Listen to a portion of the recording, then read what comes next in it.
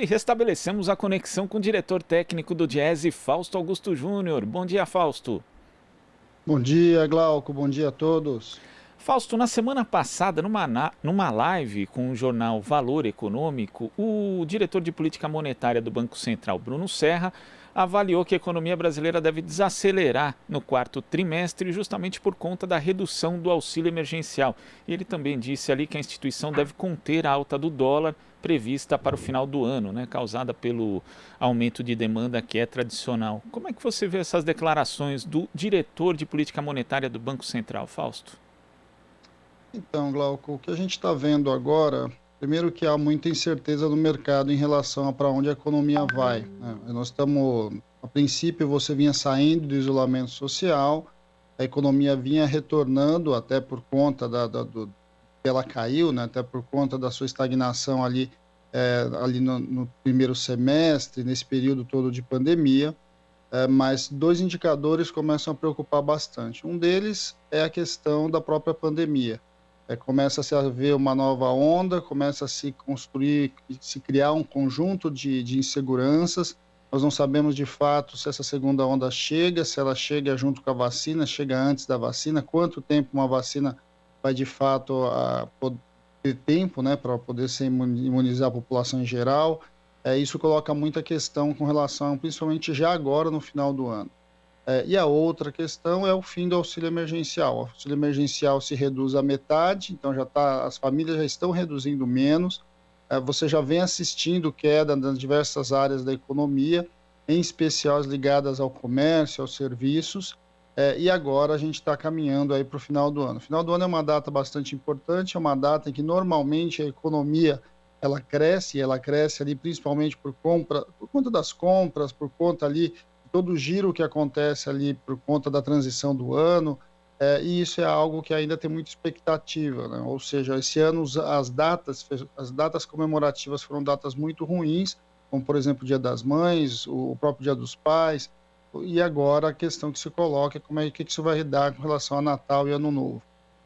O Banco Central está indicando, então, essa queda, é razoável esperar isso também por conta dessa desaceleração, e ao mesmo tempo tem uma questão colocada com relação ao câmbio, né? O câmbio subiu muito, o câmbio basicamente está oscilando muito, e o Banco Central vem intervindo para tentar manter a taxa de equilíbrio ali, ou pelo menos uma taxa mais estável de câmbio. Nós estamos assistindo um pouco esse olhar da economia e, em especial, preparando para 2021. A matriz-chave ali, né, é a questão da pandemia. Conforme a pandemia ela vai se apresentando, a gente vai ver de fato para onde a economia vai.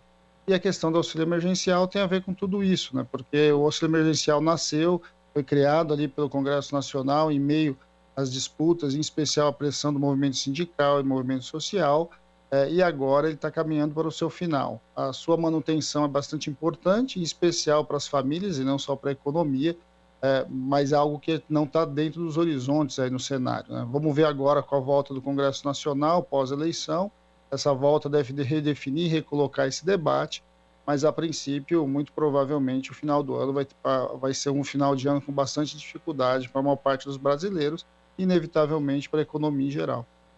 E nós não vemos, né, Fausto, como nós tivemos, por exemplo, na crise econômica de 2008 e 2009, a discussão a respeito das chamadas medidas anticíclicas que poderiam fomentar a economia, gerar mais emprego, gerar renda. Na verdade, não existe nada sendo discutido nesse sentido por parte do governo, também pouca coisa no Congresso Nacional.